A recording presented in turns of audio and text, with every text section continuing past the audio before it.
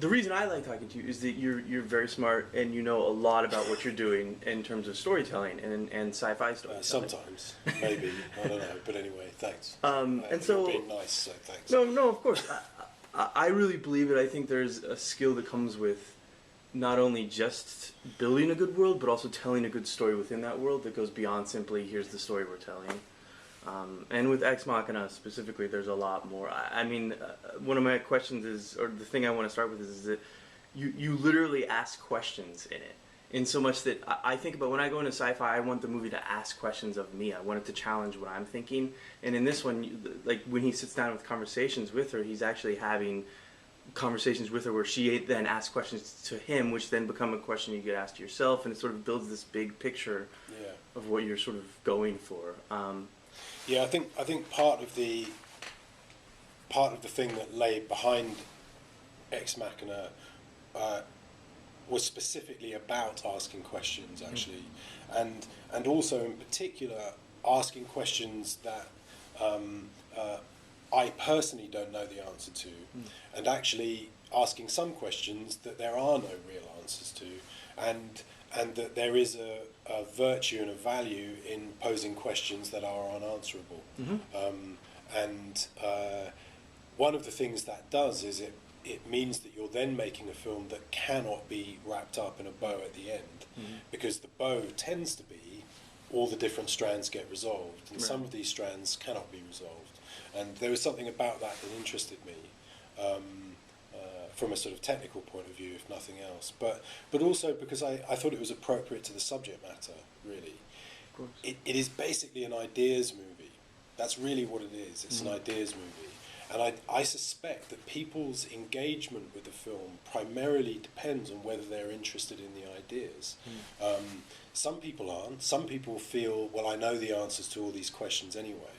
My gut response to that is that's unlikely, or you'd have won a whole raft of Nobel Prizes, because this stuff is tough and it's complicated, and the best minds on the planet can't get their heads around it.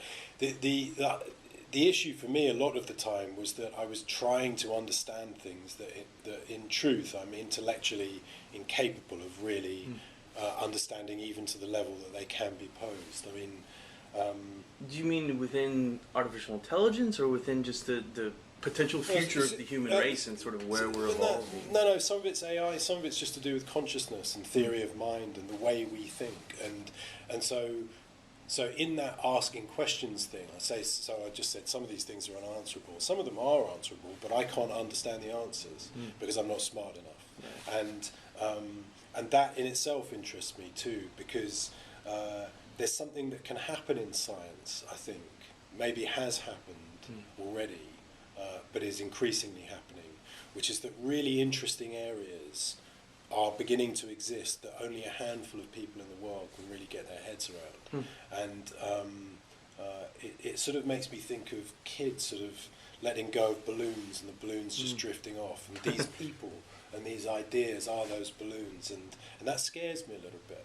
So on some level I was sort of thinking, okay, right, I get that I'm not smart enough to really get my head around this stuff, but I'm going to try as best I can and see how far I get.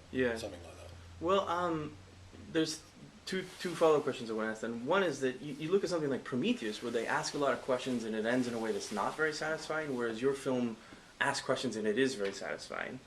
And then secondly is, why do you think AI is such a fascinating subject today? I mean, this is, and I'm sure you've been heard this reference before, but this is like the third AI movie in the last couple of years that tried to address it on that. Yeah, I think there's Transcendence, Her, Automata, Big Hero 6, Age of Ultron, and Chappie. And Chappie. Yeah. So loads. So, but it's like, why is that the most? Why is that happening? Yeah, why AI as opposed to space exploration more so? There's two separate things I suspect about that.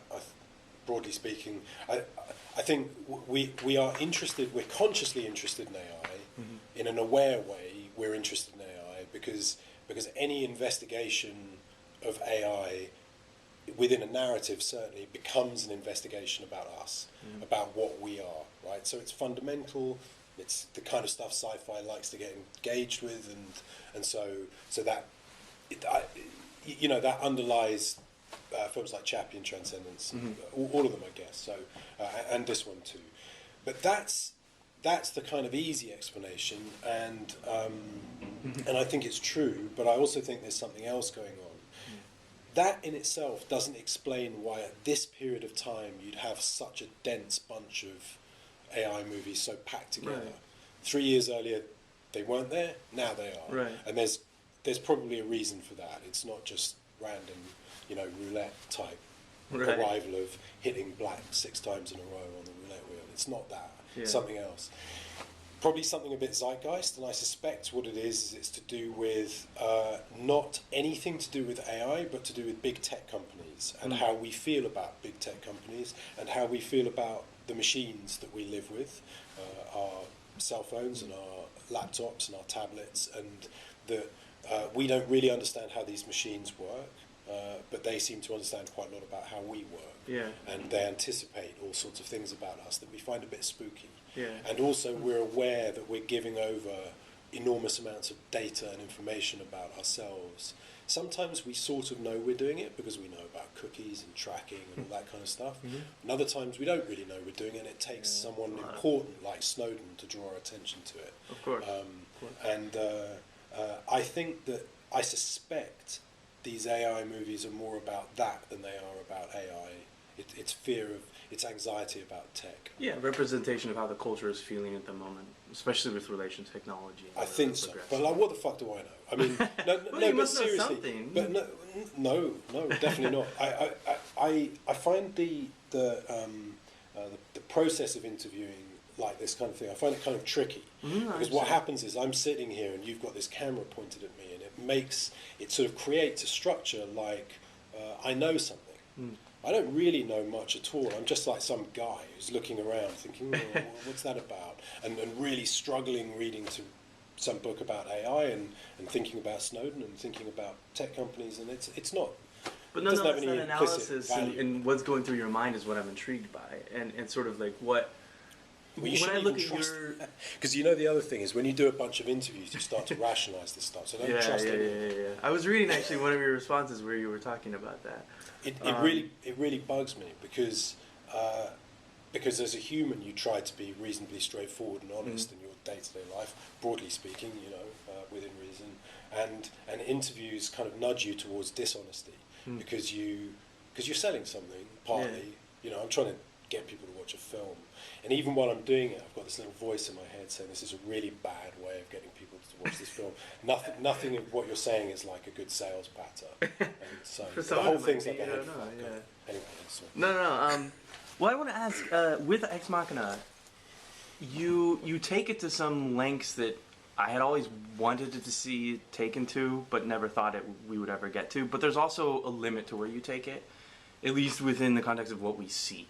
And so I'm wondering, did you set those rules for yourself, or did you say, how far can I take it? No. I just did it to the best of my ability. That was all. I mean, when earlier I was talking about, say, the intellectual limitation of understanding this stuff and reading, there's also a limitation of ability and talent when you're working on something.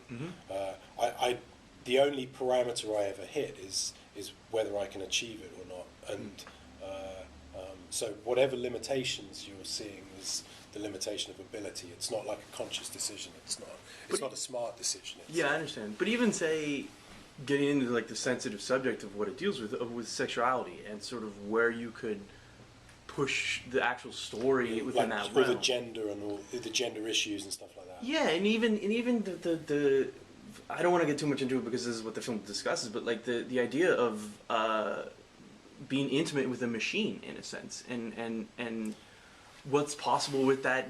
Can we establish relationships with a machine that we don't even know is a machine? It's sort of rhetorical, that I suspect, because humans will kind of have a relationship with pretty much anything, almost like the effort is to stop them having a relationship. Hang on a sec. So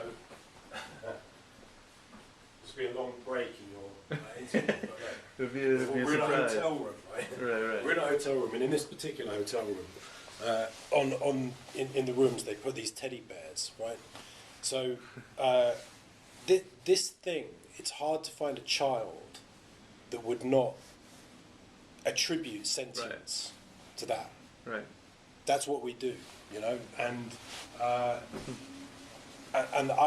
was thinking about this recently because I was in a car with an adult who was pissed off with their car, and then stopped talking about how pissed off they were with their car because they became afraid they were going to hurt the car's feelings, right?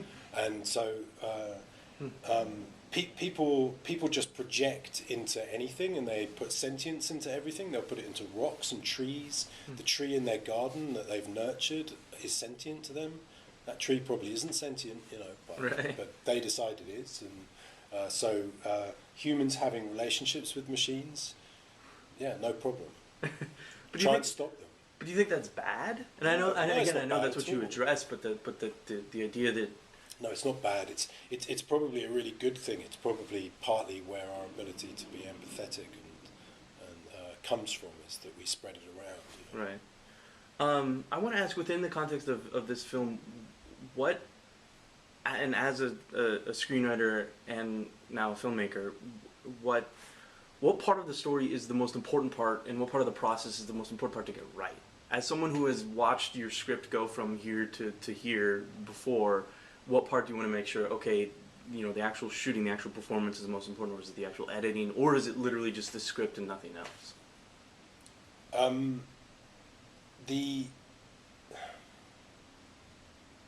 It is all one thing, which is filmmaking, but in the end, the key period tends to become post-production. It tends to be the edit, and the filmmaking, the final filmmaking, a lot of it is really in post. So the shoot is obviously incredibly important, but in some respects it's about getting raw material for the construction period. That's not really the correct way of looking at it. That's wrong in various sorts of ways. Right. It's only a broad truth. But you can do a lot of rescuing in post, and you can also do a lot of fucking up in post. So if you were going to say choose a period, I'd say post-production. However, I also think go into a shoot with a bad script and you're in big trouble. Right. Really, really big trouble. Well, I was going to say, as a screenwriter, was it a learning process for you to feel more comfortable with creating the final piece in the end than with, you know, your normal control over what you're putting together in the beginning? Not really, because I think there's, partly because I've actually always been pretty involved in the cut. Oh, you know, okay. I've been involved in the process, right? Really, but the part of the process that is most like writing is editing. The process of editing is effectively writing. Writers edit, you know. So the person who finds it easiest to say, you know what, this back half of the scene, we should probably just lose it, but we could keep these couple of lines and we can play it on the back of the head. We can take it out, what you could notionally call the third act, and stick it in what you notionally call the first act. You know, back third and the front third, whatever. What I'm saying is, it's quite easy for a writer to be fast and loose with a narrative. Right. I've never worked on a film ever where the order of scenes didn't get changed and things from the back half of the film didn't end up in the front half. I've literally never worked on a film where that didn't happen. And so I see the editing, from my point of view, the way I see it is that the editing in a film is the final part of the writing of the film. And the writing of the film, the intention in writing a film, I think that a lot of confusion happens around this, is not to write a script, it's to make a film. Right. A screenplay which then is a bound bunch of pages is not a thing. Right. In its own terms. You're supposed to, at a certain point, get rid of these pages and have images on a screen. And I never saw the screenplay as the goal. And yeah, the writing ends in the edit. That's definitely the way I see it. Are you satisfied? And I hate to ask this question, but I'm always curious. But are you satisfied with the results with Ex Machina? Is it what Yeah, you wanted to? It's the only thing I've ever worked on that I feel really kind of content with, actually. That's interesting. When we last talked on Dread, I think it was, we had asked, or I had asked, and you had said that the sci-fi genre pushes itself. So where do you feel like this film then fits in with the genre? How do you want it to push? That's none of my business. Anything? I know, but I'm just curious. I don't have a right Do you even think of it? Are you saying, No. How do I stand up against Chappie? Even how do I stand up against this? No, I mean partly because I haven't seen any of those movies. I was aware of them, even as far back as Her. Mm-hmm. I didn't watch them because it's a kind of lose-lose. You're likely to get intimidated or frustrated, and it can be hard enough with all the sort of anxieties and neuroses buffeting you when you're trying to get the film together or get it made without adding to it. Of course. So I find it quite easy to say no. I'm definitely not going to look at that. Yeah, I understand. My So last I can't question. contextualize it. No, I understand. My last question then is, as a very talented sci-fi writer, are you always going to stick with sci-fi? You're being very polite. No, but it was even just like looking at your work list, and I'm like, not only have you made, all of your films have been fantastic, but they're of a certain quality that stands out above others. That's as much as I'll say to build you up. But will you stick with sci-fi forever? Do you have plans to branch out, or do you want to keep making more sci-fi? I've got no set of internal rules of that sort, even about whether I'd work in film or something else. Like I've worked in video games, which I love, and comic books, and also writing prose in the form of novels. So I don't really care. It's on a sort of story by story basis. That said, the next project I'm trying to do, well, whether it works out or not, that's another matter. But the next thing I'm trying is a sci-fi story. It's based on a novel by a guy called Jeff Vandermeer called Annihilation. It's early days. I don't know if it's going to happen, but it's sci-fi. Yeah. Do you want to direct again? I want to be part of the filmmaking team. That's what I care about. So yes, I want to be part of the filmmaking team. Cool. I don't really think about it past that. No worries, I appreciate it. Cool. Looking forward to it. Thank you.